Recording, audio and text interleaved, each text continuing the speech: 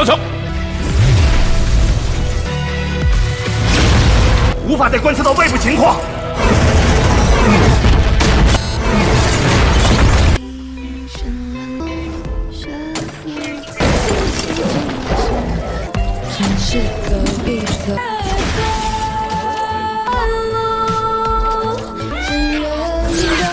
破烂回来，这都什么？你可终于加入我们了。 Halo semuanya, selamat datang di Ruang Film. Bagaimana kabar kalian semua? Semoga selalu sehat dan baik-baik saja. Pada hari ini kita akan melanjutkan Donghua Connect on the Berries episode 3-4. Di bagian sebelumnya, kita sudah diperlihatkan oleh seorang pria bernama Chen Mo yang pergi menuju Star Wheel dan menaiki pesawat luar angkasa yang disebut sebagai Spark, yang mana hal itu dibuat dari energi kristal hitam. Sampai di sana, di antara semua teman-temannya, hanya dia sendirianlah yang selamat. Sementara teman-temannya berubah menjadi sebuah monster. Sehingga Chen Mo pun harus berhadapan dengan mereka. 3 tahun pasca kecelakaan pesawat luar angkasanya, Chen Mo itu sudah memiliki teman-teman robotnya di Star Wheel, yang merupakan pasukan federasi baru. Dia bersama teman-temannya berhadapan dengan banyak monster, hingga mereka juga menemukan seorang wanita bernama Cliti, yang diasumsikan sebagai salah satu dari kesatria Tron. Selain itu, luar Star Wheel terlihat sebuah portal yang muncul dan datanglah sebuah pesawat milik Satria Changyan yang datang menuju Star Wheel. Scene lanjut yang mana masih di dalam pesawat luar angkasa milik Satria Changyan. Bawahan dari Ken bernama Ferry melaporkan pesawat pertahanan federal yang melindungi Star Wheel mencangkup seluruh planet. Sehingga jika ingin mendarat, maka mereka harus menerobos blokade pertahanannya. Sementara penguasaan ruang komando melaporkan kalau dia tak menemukan jejak Cliti di puing-puing kapal perang miliknya. Morena juga melapor intelijen kekaisaran menunjukkan bahwa tidak ada pasukan federal baru yang menjaga bagian luar Star Wheel. Dari semua laporan, Ken pun memutuskan kalau fokus utama mereka saat ini ada untuk mencari cara menerobos blokade pesawat pertahanan federal baru. Tak berselang lama, pesawat pertahanan federal pun mulai mendekat. Sehingga pesawat luar angkasa milik Kesatria Changyan bersiap untuk melakukan penyerangan. Serangan dari pesawat pertahanan federal membuat pesawat luar angkasa milik Kesatria Changyan kehabisan banyak Soulfire, yang menyebabkan barrier Soulfire mereka mulai menipis. Oleh karena itu, Ken memerintahkan Ferry untuk mematikan unit-unit yang banyak menghabiskan energi yang tak diperlukan, serta meminta Duren untuk mengisi penuh meriam utama dan beralih ke mode pembantaian.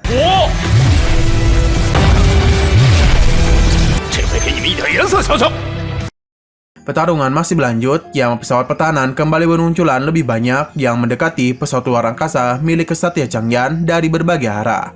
Merespon hal itu, Ken memberikan komando untuk mengaktifkan pesawat Falcon untuk mencegat serangannya. Setelah itu, menara kendali pertahanan memberikan sebuah serangan kepada pesawat luar angkasa milik Kesatria Changyan, yang mana hal itu menyebabkan radar pesawat mereka rusak, sehingga mereka pun tidak dapat mengamati situasi di luar pesawat. Di waktu yang sama, pesawat pertahanan federal langsung menyerang pesawat milik Kesatria Changyan yang mengakibatkan ledakan-ledakan kecil di luar pesawat.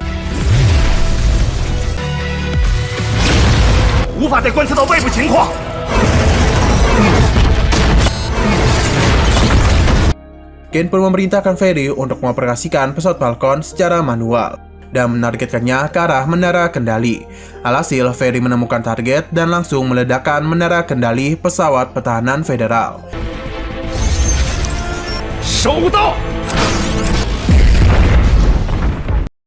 Scene balik ke Chen Mo. Dia secara tak sengaja melihat sebuah kalung yang dipakai oleh Asura, dan ternyata Asura mengambil benda itu dari Cliti. Lalu benda itu pun diperiksa. Komandan Batalion kedua mengetahui kalau benda itu dibuat oleh orang-orang Tron, yang mana benda itu berbahan dasar dari kristal hitam. Dia juga memberitahu spekulasinya bahwa benda itu dapat mengirimkan sinyal kepada pasukan Tron. Dia juga menegur Asura yang membawa Cliti ke markas mereka, karena hal demikian dapat mengancam nyawa Chen Mo. 阿修罗， 分明是老子把他 威胁到了沉默的生命安全。 瞎说，他不天天你的付出证明了你比一般。我都快听不下去了，回来回来！ 他的你不让我动，那你的归我。 Scene kemudian memperlihatkan hari demi hari Chen Mo dan teman-temannya yang menunggu Cliti segera sadar, yang mana mereka juga sambil mencari energi cadangan untuk mendarah markas.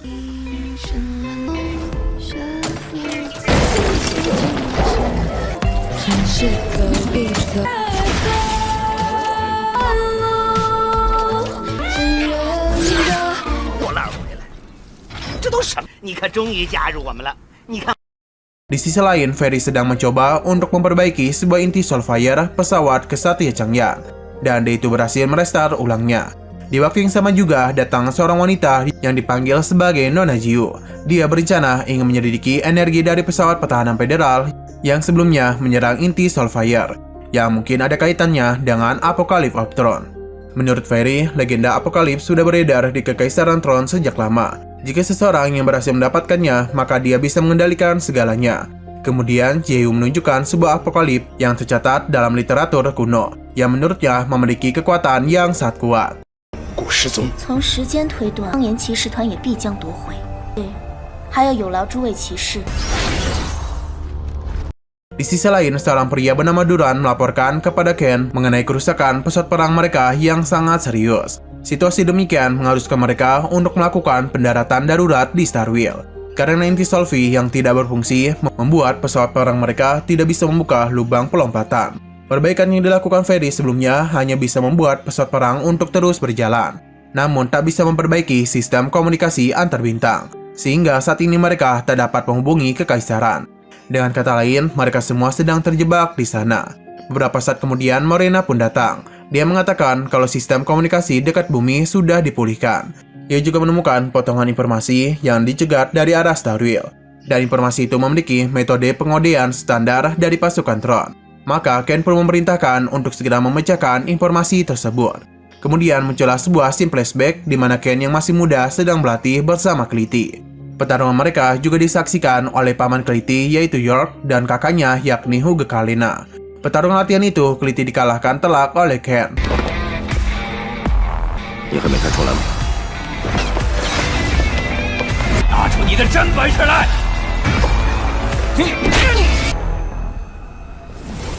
不公平！ 可平时可没少指点你。 我只是侥幸，下次。 Bahkan di saat Kalina menanyakan sumpah kesatria, Kliti hanya mampu menyebutkan setengah sumpahnya. Dan justru Kenlah yang menghafalnya dan menyebutkan sumpah kesatria sampai selesai. Di waktu itu, Kalina sedikit kecewa terhadap adiknya yang ingin menjadi kesatria. Tapi dia itu kalah dalam latihan melawan Ken. Bahkan dia itu juga tidak mampu menghafal sumpah kesatria. Kemudian Kliti memberitahu kalau dirinya sebenarnya tak ingin bergabung dengan kesatria. Alih-alih menjadi kesatria, dia itu ingin jadi orang yang bebas dan pergi kemanapun yang dia mau. 你在哪？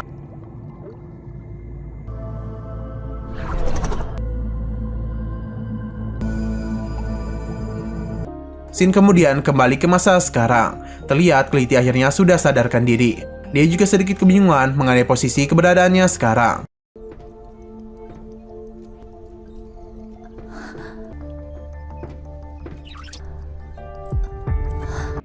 Di sisi lain, Asura dan Chemo sedang dalam perjalanan balik ke markas.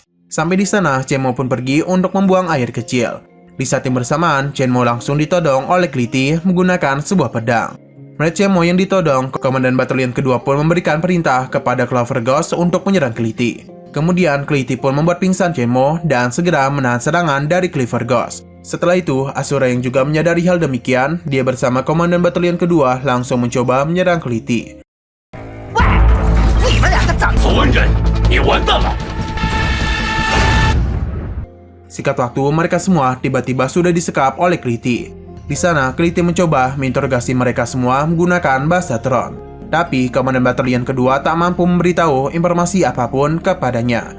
Sehingga Kliti pun terpaksa menggunakan kekuatannya untuk membaca pikiran dan memori dari Komandan Batalion kedua. Meskipun begitu, mulai dari Komandan Batalion kedua, Clover Ghost, hingga Asura, dia tak dapat menemukan apapun karena memori sebuah robot yang berbeda daripada manusia biasanya. Selain itu, dia menemukan suatu benda berbahan dasar dari kristal hitam dari kalung milik Asura. Setelah itu, Chemo pun akhirnya kembali terbangun. Kliti berusaha menginterogasi Chemo yang baru saja terbangun mengenai benda berbahan dasar kristal hitam yang ada pada Asura. Namun Chemo mulai berbicara sebuah omong kosong kepada Kliti, dan ternyata benda itu adalah sebuah informasi enkripsi yang berasal dari Hook Kalian. Ketika Kliti mencoba membaca informasi tersebut, dia melihat sebuah rekaman yang sepertinya berusaha membuka sebuah segel, namun justru menjadi sebuah malapetaka bagi kakaknya.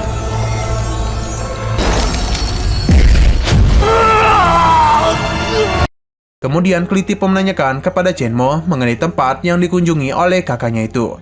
Alih-alih mengatakan sejujurnya, Cemo malah menggodanya. Sehingga dia pun kembali pingsan karena ditendang oleh Kliti. Takut disiksa oleh Kliti, Huhu pun memberitahu segala informasi secara jujur kepadanya. Huhu bahkan mengantarkan Kliti ke tempat yang ingin dia tuju. 没想到是个白眼狼，不行，陈默，你醒醒啊！ 你知道这在哪儿吗？ 这个致谢被征用了。 Scene kemudian berganti di sebuah tempat yang Hukalen kunjungi sebelumnya. Terlihat ada dua orang, yang mana itu adalah Hukalen dan York, yang tampaknya mereka menjadi seorang villain. Hukalen memerintahkan York untuk menemukan seseorang yang memindahkan barang miliknya. Setelah itu, Scene memperlihatkan sebuah ingatan dari Ken, di mana Ken dan Kliti sedang membahas mengenai tugas Ken sebagai komandan dari Kekaisaran. Ken tak bisa memberitahunya secara detail karena misi dari Yang Mulia berkaitan dengan Apocalypse of Throne. Mendengar ucapan itu, Kliti menebak kalau Ken memiliki misi yang mengharuskan mereka pergi ke Starwheel. Balik ke masa sekarang, Morena melaporkan kepada Ken mengenai informasi terenkripsi yang mereka dapatkan yang kini sudah berhasil mereka uraikan. Dia juga meminta Ken untuk memanggil semua tokoh penting karena informasi itu memiliki pesan yang sangatlah penting. Kemudian mereka semua pun langsung menyaksikan informasi itu yang ternyata ada sebuah rekaman. Di dalam rekaman itu tampak sama seperti yang dilihat oleh Kliti sebelumnya, di mana ada Hukalena bersama temannya datang ke sebuah planet. Di rekaman itu, sepertinya Hukalena sedang mencoba membuka sesuatu, yang kemungkinan dia sedang mencari Apokalips. Namun hal demikian menyebabkan sebuah getaran dan membuat Hukalena terluka. Di akhir rekaman, Hukalena menyuruh teman-temannya untuk segera pergi.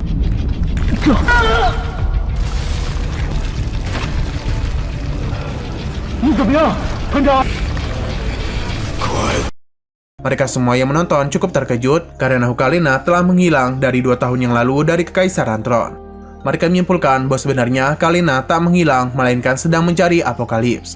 Serta kedatangan Kliti ke Starwheel juga adalah untuk mencari Apokalips. Kemudian Ken meminta pendapat dari Jiu. Menurut pendapat Jiu, Denny sudah mempelajari energi yang digunakan oleh sistem pertahanan federal. Jadi dia mengira kalau seseorang sudah mendapatkan Apokalips. Tapi dilihat dari keadaan Hukalena, Jiu berpikir kemungkinan dia telah ditelan oleh sesuatu yang kuat. Dengan demikian, Hukalena sudah mendapatkan Apokalips, tapi tak bisa meninggalkan Starwheel karena pertahanan sistem federal. Ken pun memerintahkan kepada para kesatria Chang'an agar segera bersiap mendarat di Starwheel, lalu mencari Hukalena. Setelah itu, pesawat kesatria Chang'an pun bergegas menuju Starwheel. Sampai di sana, Duran bersama pasukannya pergi menuju markas militer terbengkalai Federasi.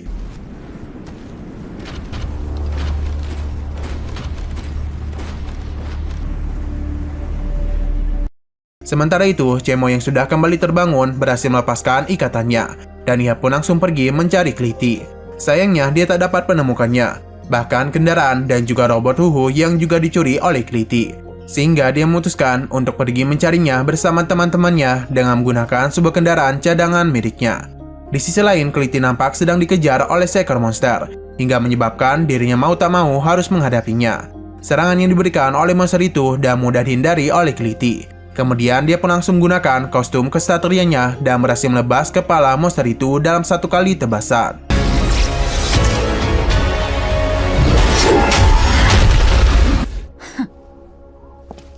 Setelah itu, Kliti pun sampai di sebuah tempat yang sepertinya sebuah istana. Dia sedikit kebingungan untuk mencari jalan masuk. Hingga secara tidak sengaja, dia pun berhasil memunculkan sebuah menara kristal hitam.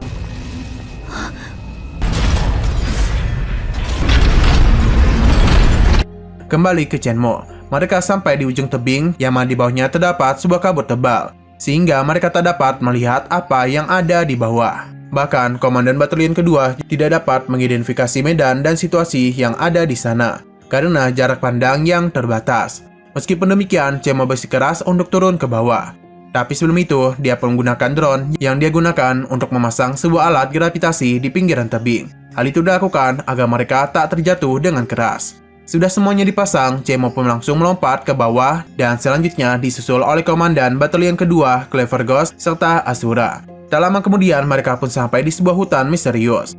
Komandan Batalion kedua meminta mereka untuk berhati-hati, karena ekosistem di tempat itu berbeda jauh dari yang ada di luar.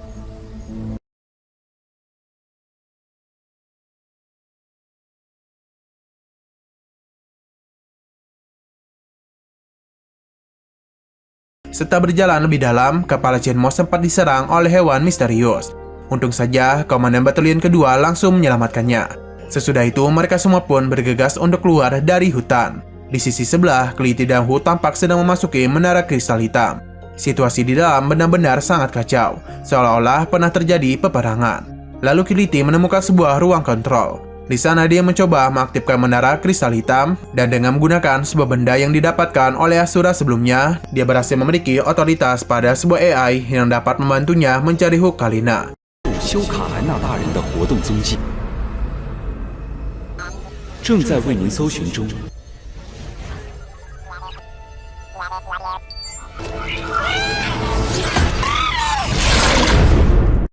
Tak lama kemudian, AI itu mengatakan kalau dia tak dapat menemukan lokasi dari Hukalina. Namun berdasarkan jejak terakhir yang terekam, Hukalina muncul di sebuah dataran tinggi yang disebut sebagai Luomu. Kemudian, Keliti pun mengingat sebuah memori kenangan sebelum berpisah dengan kakaknya. Diketahui kalau sebenarnya ayah Keliti mengatur sebuah pernikahan dengan keluarga kerajaan untuk Keliti. Sedangkan Keliti di saat itu tak menginginkan pernikahan yang sudah diatur oleh ayahnya. Untuk menyelamatkan adiknya, Hukalina ternyata sudah membuat rencana yang dapat membujuk ayahnya agar dia membatalkan pernikahan Keliti. Entah rencana apa yang dilakukan oleh Hukalina. Akan tetapi, sepertinya dia berencana untuk mengambil Apocalypse of Throne di Starwheel. Sebelum pergi, Hukalina mengatakan ke adiknya kalau dia akan pergi untuk melaksanakan rencana tersebut dalam waktu singkat. Jadi, dia meminta Keliti untuk mematuhi perintah ayahnya. Sin kemudian kembali ke Keliti, di mana dia memutuskan agar AI-nya itu segera mengirimkan sinyal ke semua menara kristal, sampai seseorang menjawab sinyal itu. Sudah itu, sinyal yang dikirimkan oleh cangkupan di luar Starwheel disaksikan oleh Ken. Terlihat juga Shenmue dan yang lainnya telah sampai di menara kristal hitam. Bahkan juga disaksikan oleh seseorang, yang sepertinya dilihat dari kakinya itu adalah York. Nah, sayang sekali episodenya malah bersambung. Oke, sekian dulu pada video kali ini. Untuk video selanjutnya akan segera hadir. Jadi bagi kalian yang ingin mengikuti series ini, langsung klik subscribe dan aktifkan loncengnya. Oke, terima kasih yang sudah menonton video sampai habis. Jika kalian suka pada video ini, klik like dan share ke teman-teman kalian tentang channel ini. Dan ditunggu aja kelanjutannya. Oke, sampai jumpa di video selanjutnya.